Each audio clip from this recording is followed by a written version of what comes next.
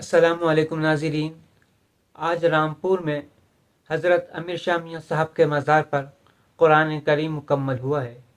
اس موقع پر مولانا شاہ فیصل صاحب نے بہت ہی اچھا اور بہت ہی عمدہ تقریر کی ہے قرآن اور رمضان کے موضوع کے اوپر۔ آپ لوگ بھی ملاحظہ فرمائیں، بہت عمدہ تقریر ہے، سنیے گا۔ کے اندر کسی بھی اعتبار سے اگر کوئی غلطی ہوئی ہو تو اللہ رب العزت اپنے کرم سے بتوسل جناب محمد مصطفیٰ صلی اللہ علیہ وآلہ وسلم خوش نصیب ہیں وہ حضرات جو اس ماہ رمضان کی قدر کر رہے ہیں۔ اللہ رب العزت نے آپ کے اوپر کرم فرمایا، آپ کو ماہ رمضان جیسا مقدس اور بابرکت مہینہ عطا فرمایا۔ بزرگوں نے کہا ہے کہ جب اللہ رب العزت اپنے بندوں سے راضی اور خوش ہوتا ہے تو انہیں تحفے میں رمضان عطا فرماتا ہے۔ یہ اللہ رب العزت کا کرم ہے کہ اس نے ہمیں اور آپ کو اپنا مہمان عطا فرمایا ہے۔ اور کوئی مہمان کسی کے یہاں آتا ہے تو خالی نہیں آتا ہے۔ آپ کے یہاں کوئی مہمان آئے گا تو خالی نہیں آئے گا، تحفے اور ہدیے لے کر آئے گا، اور آپ اس کی بڑی خاطر و تواضع کرو گے، اس لیے کہ وہ مہمان ہے، تحفے اور ہدیے لے کر آیا ہے، بہت دنوں میں آیا ہے۔ یہ اللہ رب العزت کا مہمان ہے، اور اللہ رب العزت نے اپنے مہمان کو خالی نہیں بھیجا ہے، اس نے بھی تحفے اور ہدیے لے کر بھیجا ہے۔ وہ اللہ رب العزت کا مہمان رحمت و برکت لے کر آیا، مغفرت کے پروانے لے کر آیا، جہنم سے خلاصی کے پروانے ساتھ لے کر آیا ہے۔ ایسا مقدس اور ایسا بابرکت مہینہ عطا فرمایا جو نزول قرآن کا مہینہ ہے۔ آج ہم اور آپ ایک اللہ والے کے آستانے پر حاضر ہو کر جشن قرآن کریم منا رہے ہیں۔ یقیناً اتنی مبارک اور اتنی بابرکت محفل ہے، اللہ رب العزت ضرور ضرور اس محفل کو قبول فرمائے۔ یہ بڑی بابرکت محفل ہے کہ ہم اور آپ جشن قرآن کریم منا رہے ہیں۔ حضرات کرام، قرآن کریم یہ اللہ کا کلام ہے، اور کلام کے معنی ہے باتیں کرنا۔ اللہ رب العزت یہ چاہتا ہے کہ میرا بندہ مجھ سے باتیں کرے، مجھ سے کلام کرے، اور میں اس کو جواب دوں۔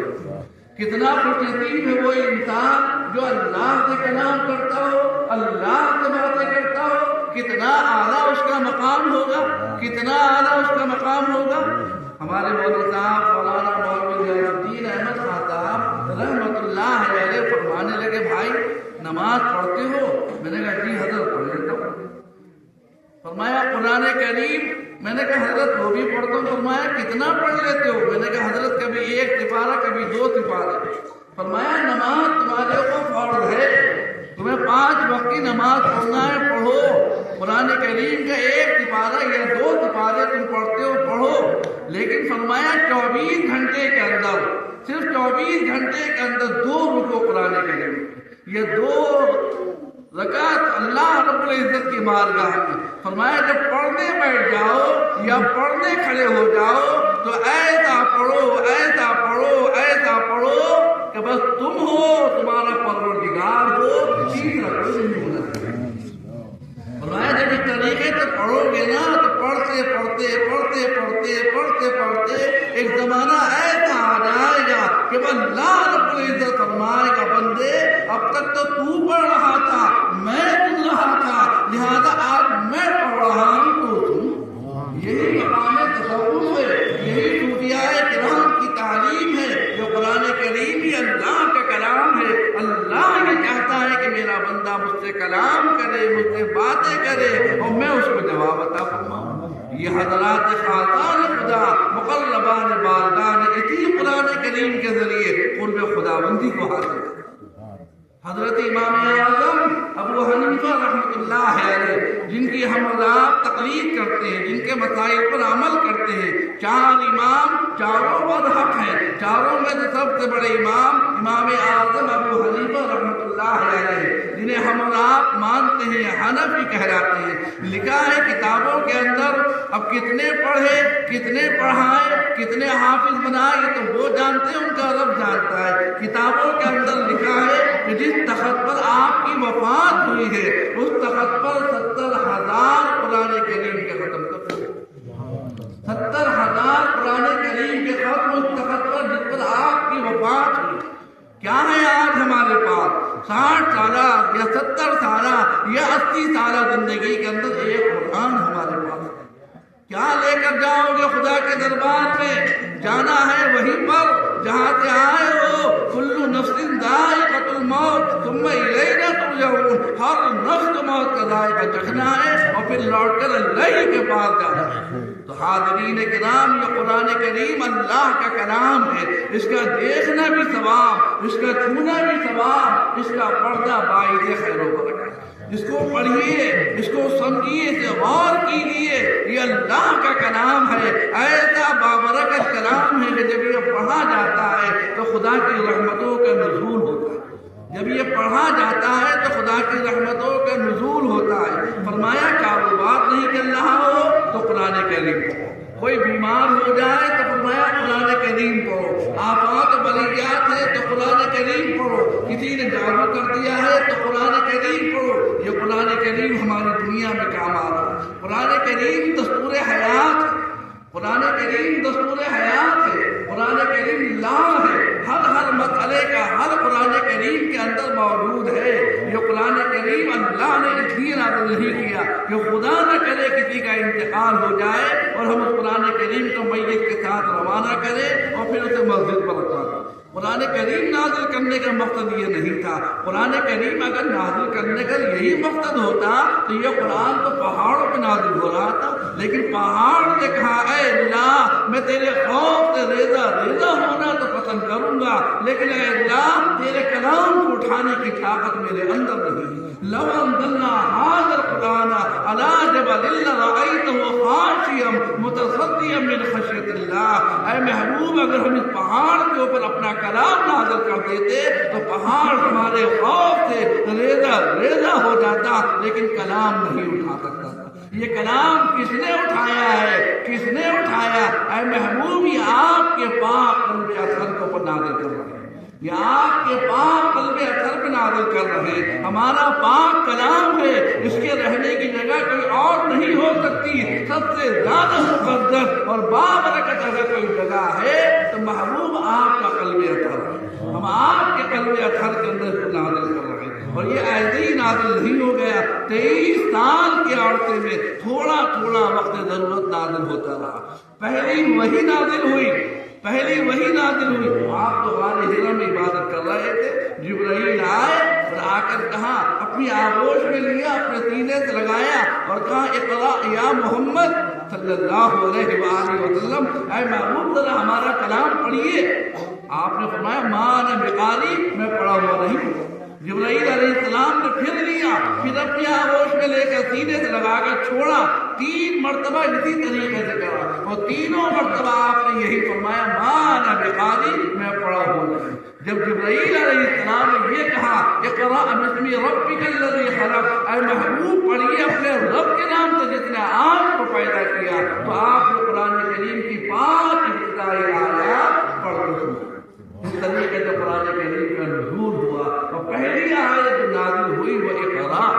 دنیا کا کوئی مذہب ایسا نہیں ہے جیسا مذہب اللہ نے اسلام عطا فرمایا۔ پہلا مذہب ہے جس کی پہلی تعلیم اقرا سے دی جا رہی ہے۔ تعلیم دینے کا، تعلیم سکھانے کا، تعلیم بتانے کا سب سے پہلا مذہب اسلام، جس کی پہلی تعلیم اقرا۔ پڑھائیے، بتائیے، علم سکھائیے۔ اور اللہ کے رسول علیہ السلام فرما رہے خیرکم من تعلم القرآن وعلمہ، تم میں سب سے بہترین انسان وہ ہے جو قرآن کریم سیکھے اور قرآن کریم دوسروں کو سکھائے۔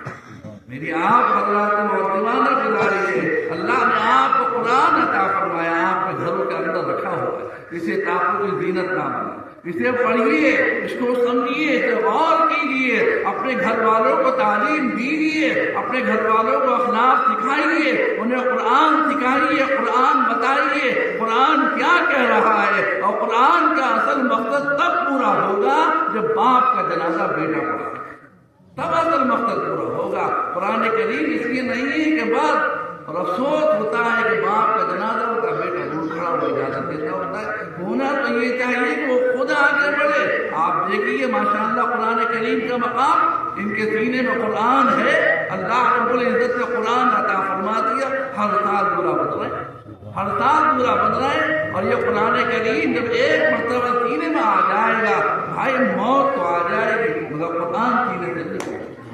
دنیا والے چاہتے ہیں، تدبیریں کر رہے ہیں کہ اسلام مٹ جائے، قرآن مٹ جائے، مگر ہمارے اللہ خطیب اعظم رحمۃ اللہ علیہ نے فرمایا کہ بھائی اگر تم قرآن مٹانا چاہتے ہو تو میں قرآن کو مٹا دوں، تم لائبریریوں سے قرآن کو ہٹا دو، جہاں قرآن چھپتا ہے وہاں سے قرآن کا چھپنا بھی ختم کرا دو، تم مدرسوں سے بھی قرآن کو مٹا دو، تم دنیا سے قرآن مٹا دو، مگر بھائی یہ بتاؤ جو ہمارے اور آپ کے لاکھوں کروڑوں بچے روزانہ قرآن کے حافظ ہو رہے ہیں، تم دنیا سے قرآن نکال سکتے ہو، سینے سے قرآن کو حافظ ہو۔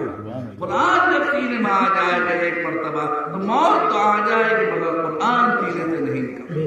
یہ اللہ کا کرم ہے کہ اللہ نے اس قرآن کریم کا، یہ رسول پاک علیہ السلام کا معجزہ ہے کہ چھوٹے سے چھوٹا بچہ پورے سمندر کو اپنے سینے میں سنبھال لیتا ہے اور الحمد للہ والناس کا قرآن کریم پڑھ دیتا ہے۔ ذرا آپ دیکھیے 1400 سال کے بعد آج انسان اتنا مصروف ہے، سال بھر اس کا دماغ نہ جانے کہاں کہاں رہتا ہے، کوئی پڑھ رہا ہے، کوئی پڑھا رہا ہے، کوئی اپنے کاروبار میں ہے، مگر اللہ کا کرم دیکھیے جب رمضان آتے ہیں تو وہ ارادہ کرتا ہے قرآن کریم سنانے کا تو بھائی ڈر تو لگتا ہے، پیر بھی کانپتے ہیں، دل کے اندر میں ڈر و خوف پیدا ہوتا ہے، مگر جب اللہ کا نام لے کر اللہ اکبر کہہ کر مصلی پر کھڑا ہوتا ہے اور الحمدللہ رب العالمین سے جو قرآن کریم شروع کرتا ہے، پتہ نہیں کہاں سے دماغ میں قرآن آنا شروع ہوتا ہے، کہاں سے آتا ہے قرآن، الحمد سے شروع کرتا ہے اور ایک دن وہ آ جاتا ہے کہ والناس پر پورا قرآن مکمل کر دیتا ہے۔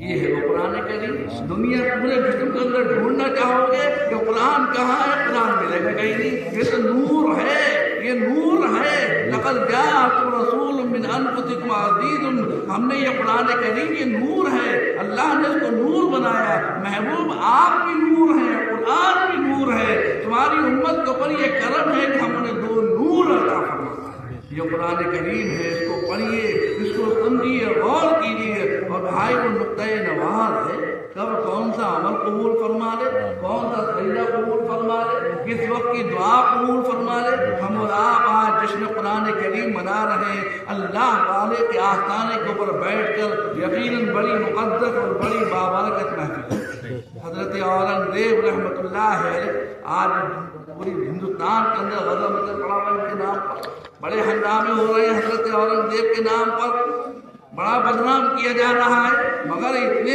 شاندار، اتنے عمدہ ولی صفت انسان جس کو امام الہند بھی کہا جاتا ہے، جس نے اپنا سب کچھ ہوتے ہوئے بڑی خاکساری کے ساتھ، بڑی عاجزی، بڑی انکساری کے ساتھ زندگی گزاری، ان کا طریقہ یہ تھا کہ قرآن کریم اپنے ہاتھوں سے لکھا کرتے تھے، اور قرآن کریم لکھنے کے بعد وہ قلم کہ جس میں قرآن لکھے جاتے ہیں، اور وہ قلم کی چھیلن جو سب سے زیادہ بیکار، ناکارہ، پھینکنے کی چیز ہے، حضرت اورنگزیب رحمۃ اللہ علیہ وہ چھیلن کو جمع کر رہے ہیں، سنبھال کر رکھ رہے ہیں۔ لوگوں نے کہا حضرت کیا کر رہے ہیں آپ، یہ تو پھینکنے کی چیز ہے، کیوں اسے جمع کر رہے ہیں آپ؟ تو حضرت اورنگزیب رحمۃ اللہ علیہ رو کر کہنے لگے میرا راز فاش کر رہے ہو تم کو، یہ اورنگزیب بہت گنہگار، بہت سیاہکار، کوئی عمل اس کا اس قابل نہیں ہے، آج میرا راز فاش یہ سن لو، میں تمہیں یہ وصیت کر رہا ہوں اور تمہیں یہ بتا رہا ہوں کہ لوگوں کا انتقال ہوتا ہے،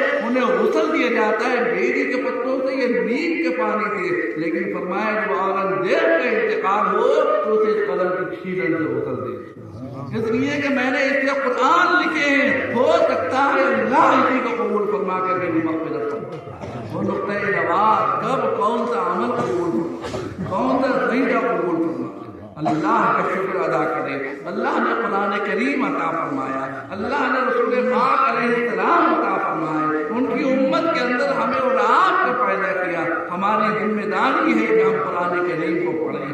آج گھر گھر بیماریاں ہیں، لوگ پریشان ہیں، لوگ چاہتے ہیں کہ کوئی عمل مل جائے، کوئی وظیفہ مل جائے، کوئی ایسا عمل مل جائے جس سے بیڑا پار ہو۔